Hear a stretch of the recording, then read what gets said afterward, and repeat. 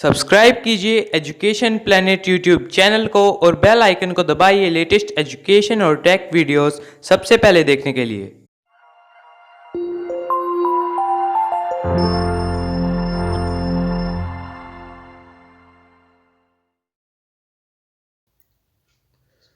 प्रिय विद्यार्थियों, आपका स्वागत है एजुकेशन प्लेनेट नौहर चैनल पर। और आज हम पढ़ेंगे विज्ञान कक्षा 6 उसका पाठ 9, जिसका शीर्षक है सजीव विशेषताएं एवं आवास। तो सबसे पहले इसकी हेडिंग की बात करते हैं। सजीव सजीव यानी वे वस्तुएं जिनमें प्रचलन हो, वृद्धि हो, जनन, उत्सर्जन, वातावरण के प्रति अनुक्रिया आदि लक्षण होते हैं, उनको हम सजीव कहते हैं।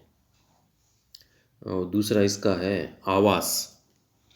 तो आवास हम कहेंगे किसी स्थल का परिवेश जिसमें पौधे, जंतु एवं अन्य जीव रहते हैं, उनका आवास कहलाता है। यानी हम जहाँ रहते हैं, जहाँ जो इसको हम घर कहते हैं, वो एक प्रकार से हमारा आवास ही है। तो जहाँ हम रहते हैं वो आवास हो जाएगा। तो सजीव, अब सजीव की क्या उनकी विशेषताएं और उनका आवास। सजीवों की क्या विशेषता होती है, किस प्रकार से उनकी जैसे सजीव की विशेषता है कि वो वृद्धि करता है, जनन कर सकता है। तो ऐसे सजीव की विशेषताएं और उसका आवास। तो इस अध्याय में हम सजीव, चाहे वो जंतु हो चाहे पादप हो, सबका हम इसमें अध्ययन करेंगे। तो चलिए इसको प्रारंभ करते हैं। अब आप देखिए, इसमें जो चित्र हमें दिखाई दे रहा है, इसमें ये जंतु है और ये है, इसमें एक लड़का और एक लड़की को दिखाया गया है। ये मनुष्य हो गए, यहाँ ये बैलगाड़ी पे सामान आ रहा है, यहाँ ये पक्षी हो गए और यहाँ ये पौधे हो गए। तो इसमें जीव और पादप दोनों को इसमें शामिल किया गया है। अब इसको पाठ को प्रारंभ करते हैं। जीवन केवल पृथ्वी नामक ग्रह पर ही पाया जाता है।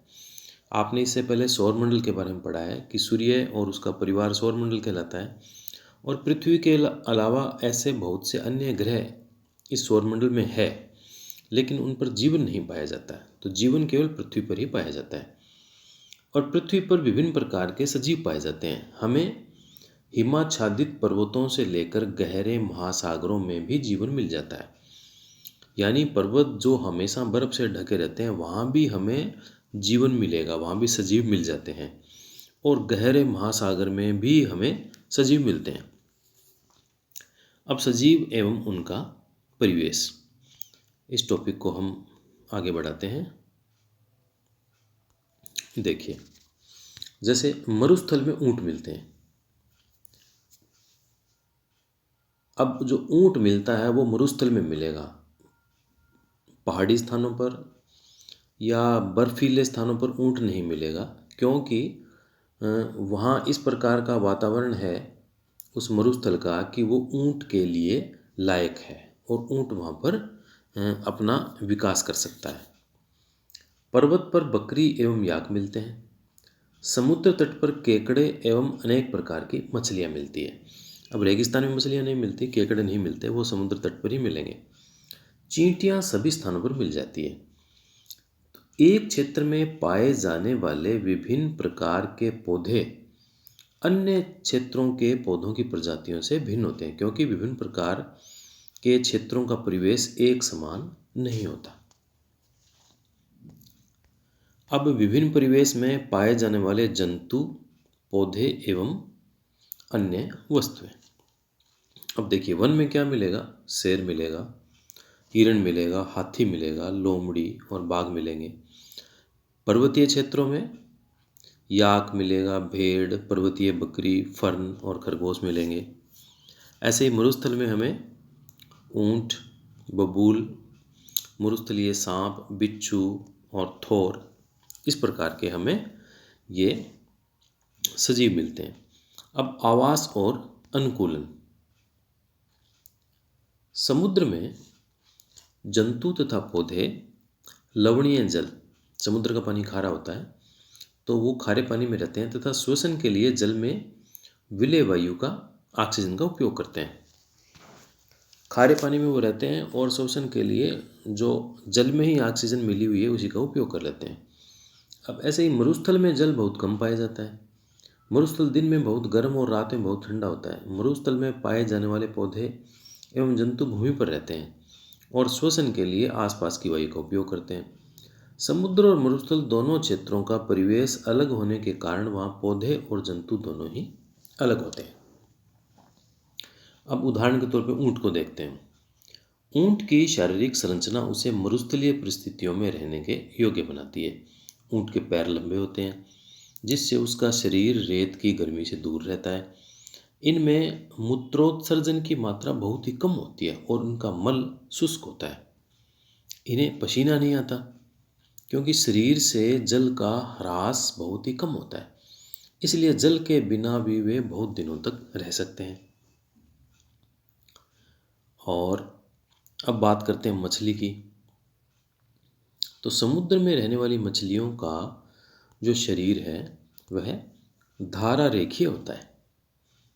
धारा रेखीय इस प्रकार का जो संरचना होती है ऐसी वो धारा रेखीय है। इनकी यह आकृति उन्हें जल के अंदर विचरण करने में सहायता करती है। इनका शरीर चिकने शल्कों से ढका होता है जो मछली को सुरक्षा प्रदान करते हैं और उन्हें जल में सुगम गति करने में सहायता करते हैं। अब मछली के जो पंख और पूंछ है वो चपटे होते हैं जो उन्हें जल के अंदर दिशा परिवर्तन और संतुलन बनाने में सहायता करते हैं। मछली में गिल उन्हें जल में श्वास लेने में सहायता करते हैं और मछली की संरचना उसे जल में रहने के लिए उसकी सहायता करती है। अब नीचे ये एक वो मछली का घर दिखाया गया है, जल घर दिखाया गया है जिसमें बहुत सारी प्रकार की मछलियाँ दिखाई गई है।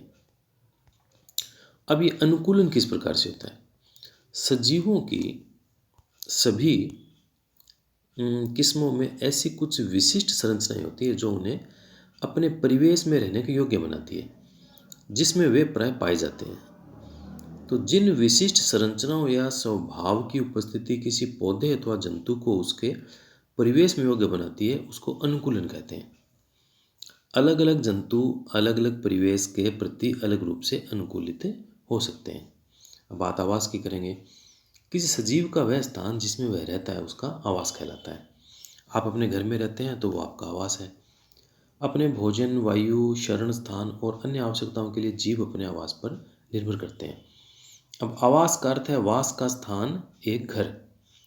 विश्व के विभिन्न भागों में पाए जाने वाले वनों, घास के मैदानों, मरुस्थलीय, तटीय एवं पर्वतीय क्षेत्रों तथा सभी जलीय आवासों में बहुत सारी विषमताएं हैं। अब जैसे क्रियाकलाप की बात करें, इस पाठ में जो क्रियाकलाप आए हुए हैं तो एक क्रियाकलाप को हम लेते हैं।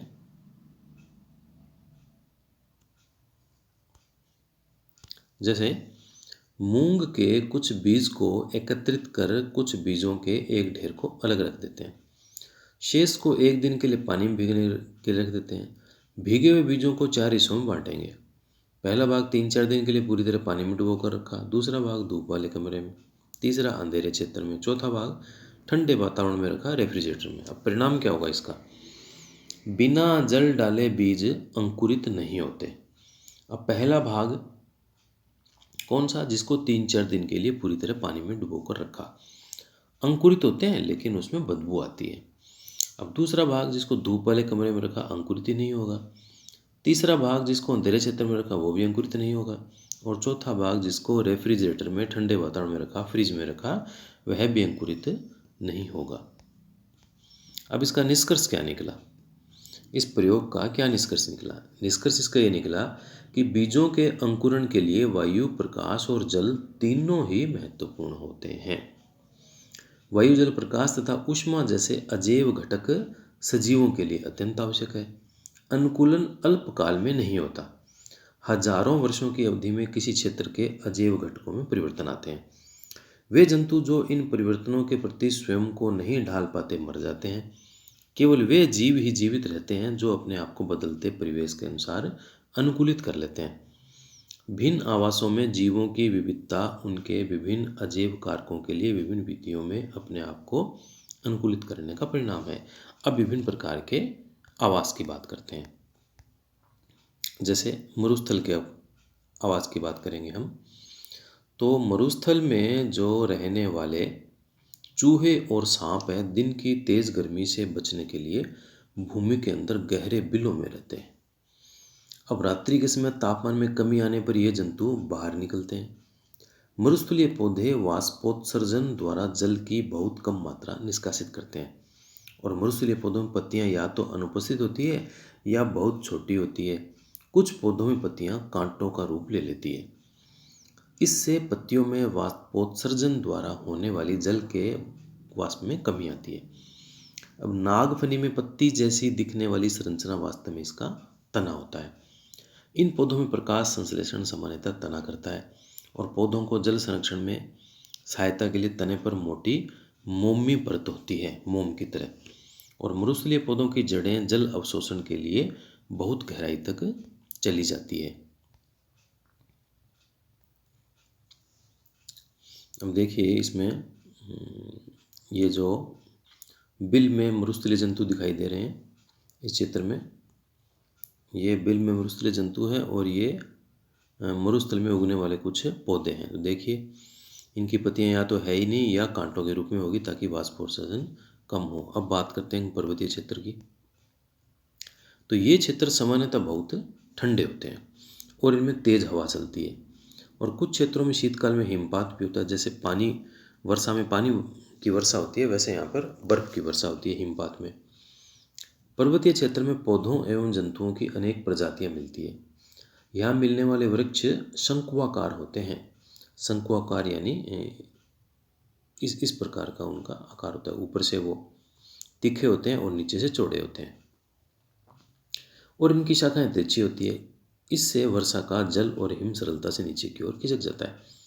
पर्वतों पर वृक्षों से अधिक अलग आकृति एवं आकार वाले वृक्ष भी मिल सकते हैं। पर्वतीय क्षेत्रों में पाए जाने वाले जंतुओं की मोटी त्वचा या फर ठंड से उनका बचाव करती है। जैसे शरीर को गर्म रखने के लिए याक का शरीर लंबे बालों से ढका होता है। पहाड़ी तेंदुए के शरीर पर फर होते हैं जो बर्फ पर चलते समय उसके पैरों को ठंड से बचाता है। ऐसे ही पहाड़ी बकरी के मजबूत खुर उसे ढालदार चट्टानों पर दौड़ने के लिए अनुकूलित बनाते हैं। और पर्वतीय क्षेत्रों में ऊंचाई पर जाने पर परिवेश का स्वरूप बदलता रहता है और हमें विभिन्न प्रकार के विभिन्न ऊंचाइयों पर पाए जाने वाले जीवों के अनुकूलन में विविधता दिखाई देती है। जैसे पहाड़ी तेंदुआ, याक है और ये यहाँ पे पहाड़ी बकरी दिखाई दे रही है। तो इन सब ने वातावरण के अनुसार से अनुकूलन किया। अब बात करते हैं घास स्थल की। तो वन अथवा घास स्थल में रहने वाला शेर शक्तिशाली जंतु है जो हिरण जैसे जंतुओं का शिकार कर उन्हें मारकर खा जाता है। यह मटमेले हल्के भूरे रंग का होता है। शेर की आंखें चेहरे के सामने होती है जो उसे वन में दूर तक शिकार खोजने में सहायता करती है। शेर के अगले पैर के नाखून लंबे होते हैं जिन्हें वह पादांगुलियों के अंदर खींचकर छिपा सकता है। उसका मटमेला हल्का भूरा रंग शिकार को पता ही नहीं चलता। वन या घास स्थल में रहने वाले जंतु हिरण में पौधों के कठोर तनों को चबाने के लिए उसके मजबूत दांत होते हैं और हिरण को अपने शिकारी जैसे शेर की उपस्थिति की जानकारी आवश्यक है ताकि वह उसका शिकार न बन सके और वह वहां से भाग जाए। उसके लंबे कान उसे शिकारी की गतिविधियों की जानकारी देते हैं और इसके सिर के पार्श्व में दोनों ओर स्थित आंखें प्रत्येक दिशा में देखकर खतरा महसूस कर सकती है और हिरण की तेज गति उसे शिकारी से दूर भागने में सहायता करती है। तो यहाँ ये शेर है और ये हिरण इसमें दिखाए गए हैं। अब बात करते हैं जलीय आवास की, यानी समुद्र की बात करते हैं। जलीय आवास में पहले हम समुद्र की बात करते हैं। बहुत से समुद्री जंतुओं का शरीर धारा रेखीय होता है जिससे वह जल में आसानी से चल सकते हैं। स्क्विड एवं ऑक्टोपस जैसे कुछ समुद्री जंतुओं का शरीर धारा रेखीय नहीं होता। वे समुद्र की गहराई में तलहटी में रहते हैं तथा अपनी ओर आने वाले शिकार को पकड़ते हैं। जब वे जल में चलते हैं तो अपने शरीर को धारा रेखीय बना लेते हैं। जल में श्वास लेने के लिए इनमें गिल या क्लोम होते हैं और डॉल्फिन एवं वेल जैसे कुछ जंतुओं में गिल नहीं होते। ये सिर पर स्थित नासा द्वार अथवा वात छिद्रों से जल बाहर निकालते हैं और श्वास द्वारा स्वच्छ वायु अंदर भरते हैं। अब बात करते हैं तालाब और झील में रहने वाले जंतुओं की। जंतुओं के साथ में इसमें पादपों की बात हम साथ में कर रहे हैं। तो तालाब में कुछ पौधों की जड़ें जलाशय की तलहटी की मिट्टी में स्थिर रहती है और स्थलीय पौधों में जड़ मिट्टी से जल और खनिज पोषकों के अवशोषण का काम करती है, जिसका मुख्य कार्य पौधों को तलहटी की मिट्टी में स्थिर रखती है। लेकिन जलीय पौधों में जड़ें आकार में बहुत छोटी होती है और जिनका मुख्य कार्य पौधों को तलहटी में जमाए रखना होता है।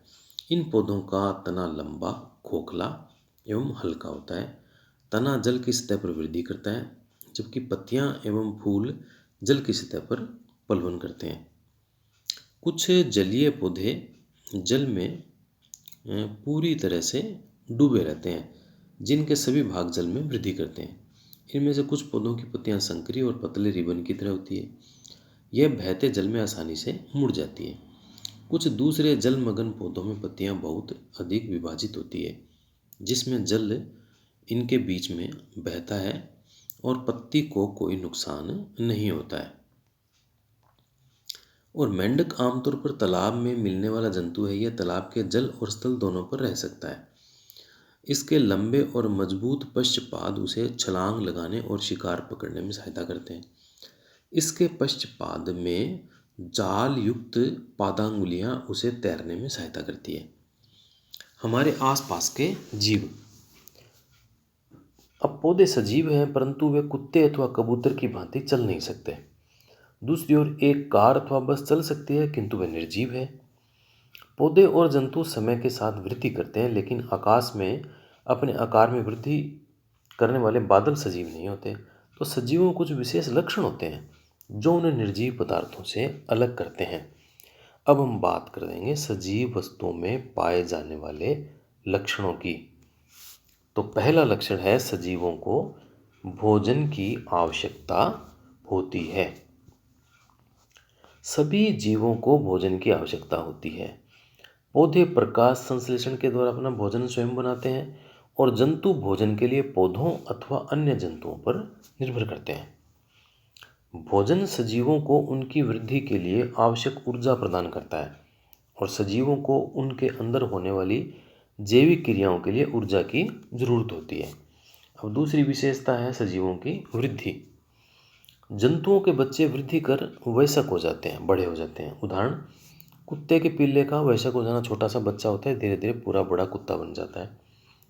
एक अंडे से स्फुटित होकर चूजा वृद्धि करके मुर्गी या मुर्गे में परिवर्तित हो जाता है। पौधे भी वृद्धि करते हैं। अपने चारों ओर पाए जाने वाले पौधों में कुछ पौधे बहुत छोटे तथा नवजात और कुछ विकसित हैं, जो इनकी वृद्धि की विभिन्न स्थितियां हैं। कुछ दिनों और कुछ सप्ताह बाद पौधे की लंबाई में वृद्धि हो जाती है। वृद्धि सभी सजीवों में होती है। अब देखिए, एक शिशु वृद्धि करके वयस्क हो जाता है।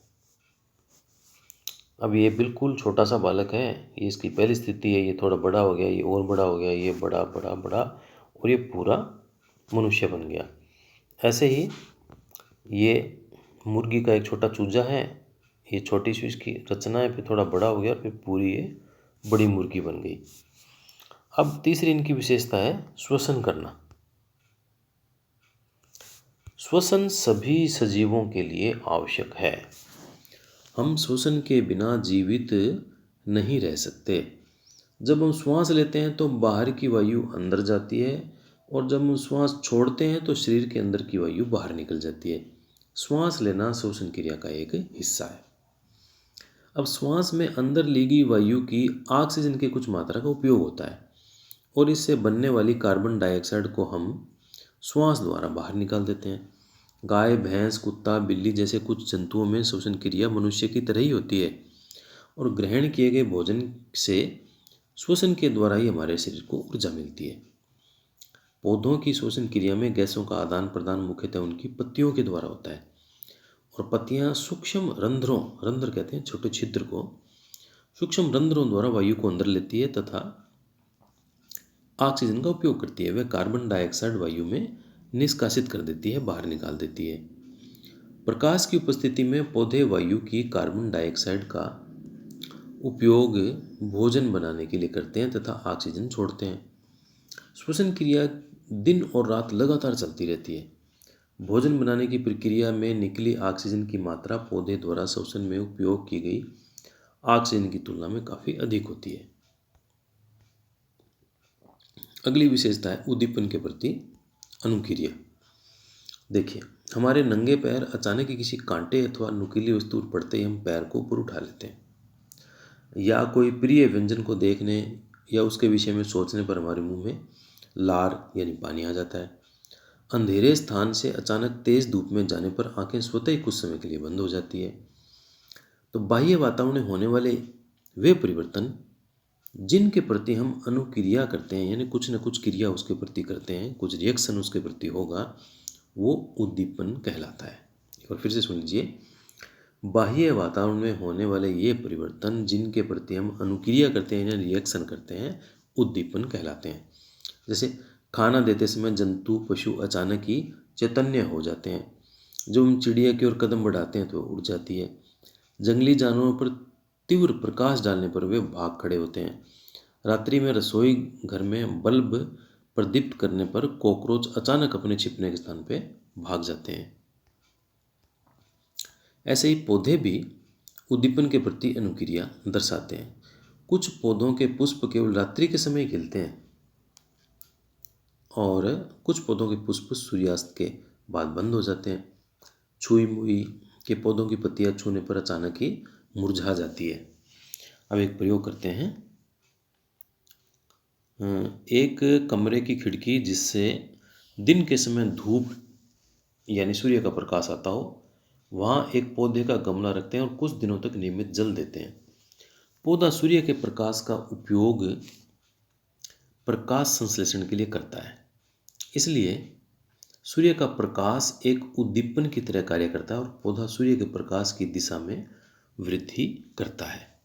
तो ये पौधे की सूर्य के प्रकाश के प्रति अनुक्रिया इस प्रयोग के द्वारा दर्शाई जाती है। अब उत्सर्जन, सजीवों की एक विशेषता है उत्सर्जन। सभी सजीव भोजन ग्रहण करते हैं। जीव इस ग्रहण किए हुए भोजन की संपूर्ण मात्रा का उपयोग नहीं करता, इसका केवल कुछ ही भाग शरीर के द्वारा उपयोग में आता है। भोजन के बचे हुए शेष भाग को अपशिष्ट रूप से शरीर से बाहर निकाल देते हैं और विभिन्न जैविक क्रियाओं के फलस्वरूप सजीवों में उत्पन्न कुछ अपशिष्ट पदार्थ का निष्कासन उत्सर्जन कहलाता है। पौधे भी उत्सर्जन करते हैं, परंतु उनमें इस क्रिया का ढंग कुछ अलग है। कुछ पौधों में यह अपशिष्ट पदार्थ पौधों के कुछ विशेष भागों में संग्रहित किए जाते हैं, जिससे पौधों को कोई हानि नहीं पहुंचती, और कुछ पौधों में अपशिष्ट पदार्थ का निष्कासन स्राव के रूप में होता है। और सजीवों की अगली विशेषता है प्रजनन। जंतु प्रजनन द्वारा अपने समान संतान उत्पन्न करते हैं। अलग अलग जंतुओं में प्रजनन का ढंग अलग अलग होता है। कुछ जंतु अंडे देते हैं जिनसे शिशु निकलते हैं, कुछ जंतु शिशु को जन्म देते हैं। उदाहरण के लिए कबूतर अथवा पक्षी अपने नीड़ यानी घोंसले में अंडे देते हैं और कुछ अंडे प्रस्फुटित होते हैं और उनमें छोटे छोटे बच्चे बाहर निकल जाते हैं। और पौधे भी प्रजनन करते हैं, परंतु जंतुओं की तरह पौधों में भी प्रजनन के तरीके अलग अलग होते हैं। बहुत से पौधे बीजों द्वारा प्रजनन करते हैं और पौधों द्वारा उत्पादित बीज को अंकुरित कर नए पौधे उगा सकते हैं। कुछ पौधे अपने कायिक भागों द्वारा भी नए पौधे पैदा करते हैं। उदाहरण के लिए आलू के कलिका वाले भाग से नया पौधा बन जाता है। तो एक पौधे का बीज अंकुरित होकर नया पौधा बनता है। देखिए, ये बीज है, फिर ये उसमें छोटा अंकुर हुआ, फिर थोड़ा अंकुर हुआ, फिर थोड़ा थोड़ा ये आगे बढ़ गया और ये बड़ा पौधा उसमें बन गया है। अब एक क्रियाकलाप आप करें। गुलाब की धड़ कलम लेकर उसे मिट्टी में लगाते हैं और नियमित रूप से जल देते हैं। कुछ दिनों बाद कलम से पौधा वृद्धि करने लग जाता है और सजीव प्रजनन द्वारा अपने समान अनेक संतान उत्पन्न करते हैं। अब अगला सजीवों की विशेषता है गति। सभी सजीव गति दर्शाते हैं। जंतु एक स्थान से दूसरे स्थान पर भोजन और आवास की तलाश तथा स्वयं के शत्रुओं से बचने के लिए गति करते हैं। शेर, जिराफ, जेबरा, कुत्ते जैसे जंतु पैरों द्वारा गति करते हैं। पक्षियों, मक्खियों और मच्छरों जैसे जंतुओं में उड़ने के लिए पंख होते हैं। मछली अपने पंखों की सहायता से तैरती है। पौधे मिट्टी में जकड़े रहते हैं, वे एक जगह से दूसरी जगह नहीं जा सकते। और पौधे केवल अपने शरीर के निश्चित भागों जैसे पत्तियों में गति दर्शाते हैं। सूरजमुखी का पुष्प हमेशा सूर्य की दिशा में रहता है। छुई मुई के पौधे की पत्तियों को छूने पर अचानक सिकुड़ जाती है। और कुछ निर्जीव वस्तुएं जैसे घड़ी, बादल, कार गति करते हैं, उनमें गति सजीवों से भिन्न होती है क्योंकि ये किसी बाह्य ऊर्जा और बल के कारण गति करती है। अब सजीवों की एक विशेषता है मृत्यु। प्रकृति में विभिन्न प्रकार के जीव रहते हैं। मृत्यु सजीवों के लिए एक सामान्य लक्षण है। जीव की मृत्यु होने के बाद भी जीवों की प्रजातियां प्रजनन कर अपने समान संतान उत्पन्न करती है और हजारों वर्षों तक अस्तित्व में रह सकती है। एक अकेला जीव प्रजनन किए बिना मर सकता है, परंतु सजीव की प्रजाति तभी अस्तित्व में रहती है जब उसके सदस्यों में प्रजनन होता है। सामान्यतः सजीवों में कुछ विशिष्ट लक्षण जैसे भोजन की आवश्यकता, श्वसन, उत्सर्जन, उद्दीपन के प्रति अनुक्रिया, प्रजनन, गति, वृद्धि और मृत्यु समान रूप से दिखाई देती है, परंतु निर्जीव वस्तुओं में ये सभी लक्षण एक साथ दिखाई नहीं देते। उनमें से मात्र कुछ लक्षण ही दिखाई देते हैं। उदाहरण के लिए कार, साइकिल, घड़ी एवं नदी के जल का गति करना, आकाश में चंद्रमा का गति करना, बादल के आकार में वृद्धि होना। अब मूंग के बीज एक दुकान अथवा भंडार में महीनों तक रखे जाते हैं, उनमें कोई वृद्धि नहीं होती। उनमें जीवन के कुछ अन्य लक्षण भी दिखाई नहीं देते। महीनों तक दुकान में रखे बीजों को भोजन की आवश्यकता नहीं थी, उनमें उत्सर्जन, वृद्धि अथवा प्रजनन नहीं हुआ। लेकिन हम इन्हीं बीजों को मिट्टी में बोकर जल में से सींचते हैं तो वह पौधा बन जाता है। गेहूं की बोरी में हाथ डालने पर कुछ गर्मी का अनुभव होता है। यह गर्मी बीजों में श्वसन के कारण उत्पन्न होती है, अर्थात बीजों में श्वसन की क्रिया उस समय भी चलती रहती है जब जैविक क्रिया उतनी सक्रिय नहीं होती है।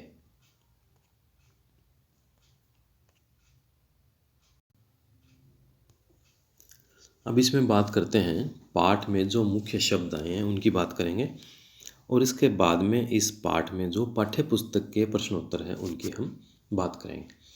सबसे पहले जो अलग से शब्द आए हैं, कठिन शब्द आए हैं या विशेष शब्द आए हैं, उनकी बात करते हैं। पहला है सजीव।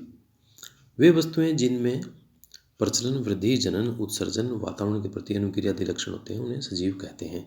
अनुकूलन, पौधों तथा जीवों के विशिष्ट लक्षण और स्वभाव जो उन्हें एक आवास विशेष में रहने के लिए अनुकूल बनाते हैं, अनुकूलन कहलाता है। आवास, किसी स्थान का ऐसा परिवेश जिनमें पौधे, जंतु और अन्य जीव रहते हैं उनका आवास कहलाता है।